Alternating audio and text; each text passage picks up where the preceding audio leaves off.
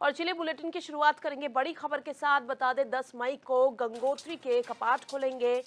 अक्षय तृतीया के पावन अवसर पर ये धाम के कपाट खोल दिए जाएंगे। 12:25 पर मुहूर्त में खुलेंगे कपाट। नवरात्रि के शुभ अवसर पर घोषित हुई तिथि। इस अवसर पर किया जाएगा गंगा सहस्त्र नाम पाठ। 10 मई को खोले जाएंगे केदारनाथ धाम के कपाट।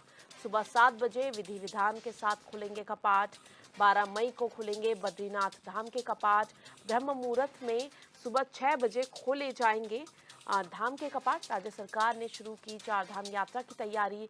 यात्रा पर आने वाले यात्रियों को पंजीकरण कराना अनिवार्य रहेगा। तो इस वक्त की बड़ी खबर आपको बता रहे हैं, जहां गंगोत्री, केदारनाथ और बद्रीनाथ धाम के कपाट जो हैं उनको खोलने की तारीखों का ऐलान कर दिया गया है। नवरात्रि के इस शुभ अवसर पर उनको खोलने का जो डेट है वो बता दी गई है। तो 10 मई को गंगोत्री के कपाट खोल दिए जाएंगे। बता दें अक्षय तृतीया के पावन अवसर पर ये धाम के कपाट खोले जाएंगे।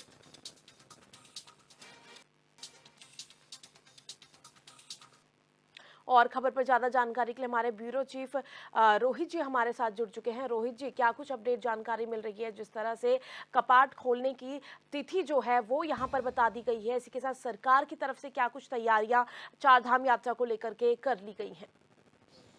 देखिए सुप्रिया, बद्रीनाथ धाम के कपाट 12 मई को खुलेंगे। इसकी जो तारीख है ये पहले ही घोषित हो चुकी थी।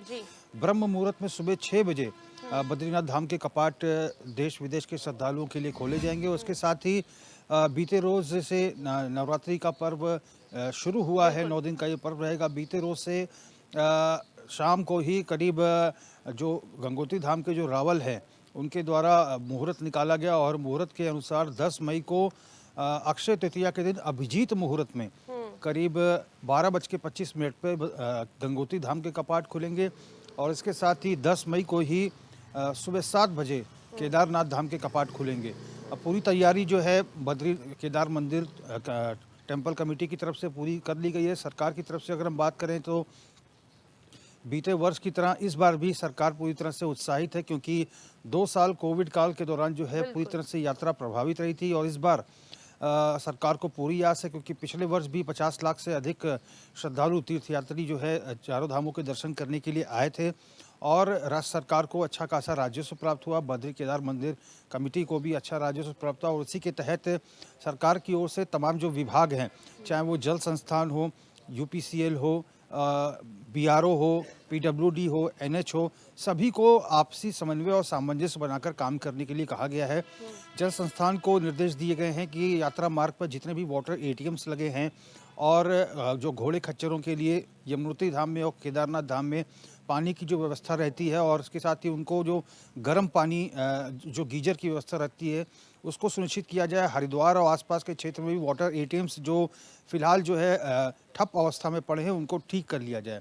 इसके साथ ही शहरी विकास मंत्रालय ने चूँकि इस समय थोड़ा सा डेंगू का प्रकोप भी रहता है, तो तमाम जो नगर पंचायत हैं, चूँकि नगर पंचायत इस समय काम नहीं कर रहे हैं, जितने भी प्रशासक हैं उनको ये निर्देश दिए गए हैं कि फॉगिंग इत्यादि जो है तमाम स्थानों पर की जाए। ऋषिकेश, हरिद्वार और अन्य स्थानों पर जहाँ पर डेंगू का अत्यधिक प्रकोप रहता है वहाँ पर फॉगिंग, ब्लीचिंग पाउडर का छिड़काव किया जाए। इसके साथ ही यूपीसीएल को पावर बैंक बनाने के निर्देश दिए हैं ताकि कहीं भी किसी भी समय बिजली कट ना हो। 24 घंटे जो है बिजली तीर्थयात्रियों के लिए अवेलेबल रहे। और उसके साथ ही बीआरओ को निर्देश दिए हैं, क्योंकि मानसून में भी यात्रा चलती है और ऐसे में लैंडस्लाइड होती है और दोनों तरफ से तीर्थयात्री फंस जाते हैं। ऐसे स्थिति में वैकल्पिक मार्ग खोलने और तय समय के भीतर मलबा हटाने के निर्देश जो है बीआरओ को दिए हैं। पीडब्ल्यूडी को, एनएच को निर्देश दिए गए हैं, जहां पे रोड्स पर पैचेस की आवश्यकता है वहां पर पैच लगाया जाए। सड़कों को एक बार फिर से रैकी किया जाए, कहीं कोई कमी हो तो उसको तय समय के भीतर दुरुस्त किया जाए। और सबसे बड़ी चुनौती यहाँ पर स्वास्थ्य विभाग के सामने रहती है सुप्रिया। और पिछले वर्ष भी हमने देखा कि कई एयर एम्बुलेंसेस भी तैनात रही थी तीर्थयात्रियों की सेवाओं में। और उसके साथ ही जो चौपहिया एम्बुलेंस जो है 4 धाम यात्रा मार्गों पर अवेलेबल रही, वो 20 मिनट के भीतर तीर्थयात्री तक पहुंचने का उसको निर्देश दिया गया था। उसके तहत ही काम किया जा रहा था। जगह जगह जो है फार्मासिस्ट, खास तौर पर केदारनाथ धाम में हर 1 किलोमीटर पर ऑक्सीजन सिलेंडर्स की व्यवस्था, यमुनोत्री धाम में भी इसी प्रकार की व्यवस्था रही और पर्याप्त मात्रा में दवाइयों की संख्या, ऑक्सीजन सिलेंडर्स की कमी ना हो इसके लिए बैकअप भी रखने की व्यवस्था, ये तमाम चीज़ें जो है स्वास्थ्य महकमे को निर्देशित की गई हैं और उसके साथ ही रोटेशन पॉलिसी के अनुसार डॉक्टर्स की नियुक्ति तैनाती जो होगी वो की जाएगी और मेडिकल कॉलेज के डॉक्टर्स बीते वर्ष की भांति इस बार भी तैनात रहेंगे यात्रा मार्गों पर। तो ये कुल मिलाकर सरकार की तरफ से दिशा निर्देश दिए गए हैं ताकि चार धाम यात्रा जो है सुव्यवस्थित चले, किसी भी प्रकार की व्यवधान ना आए।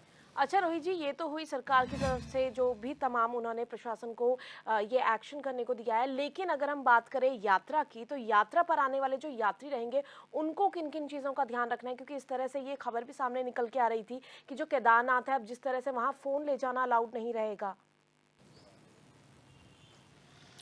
बिल्कुल, यात्रा के दौरान सरकार ने मानक तय किए हैं और कई मानक सरकार के द्वारा अभी भी तय किए जा रहे हैं। इसके साथ ही सरकार ने बीते वर्ष भी हमने देखा है कि बहुत सारे ऐसे तीर्थयात्री हैं जो गर्म प्रदेशों से आते हैं और ऐसे में जब पर्वतीय क्षेत्रों में जाते हैं तो उनका शरीर जो है क्लाइमेटाइज नहीं कर पाता और ऐसे में उनको समस्या आती है, खासतौर पर जो हृदय रोग से संबंधित जो मरीज हैं। सरकार के द्वारा लगातार बीते वर्ष भी और इस वर्ष भी ये कहा जा रहा है कि जो भी तीर्थयात्री चारों धामों के दर्शन करने के लिए आ रहे हैं, हरिद्वार ऋषिकेश चूँकि प्रवेश द्वार कहा जाता है चार धाम का, वहाँ पर वो दर्शन के बाद आगे बढ़ते हैं। सरकार ने कहा है कि पहले पूरी तरह से विश्राम कर लें और धीरे धीरे करके चारों धामों के दर्शन करें। बहुत हपड़ थपड़ में ना करें क्योंकि शरीर को क्लाइमेटाइज करने के लिए थोड़ा समय की आवश्यकता होती है और इसी वजह से ज़्यादातर तीर्थयात्री बीमार पड़ जाते हैं। किसी को सांस लेने में दिक्कत आती है, किसी को हार्ट अटैक संबंधी समस्या आती हैं। ये इसी वजह से होता है कि गर्म प्रदेशों से जो तीर्थयात्री आते हैं, एकाएक जब वो ठंडे स्थान पर पहुंचते हैं, ऐसे में उनको शारीरिक समस्याएं आती हैं।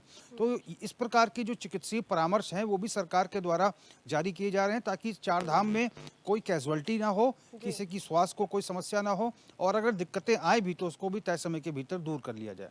चलिए रोहित जी, बहुत बहुत शुक्रिया तमाम जानकारी साझा करने के लिए।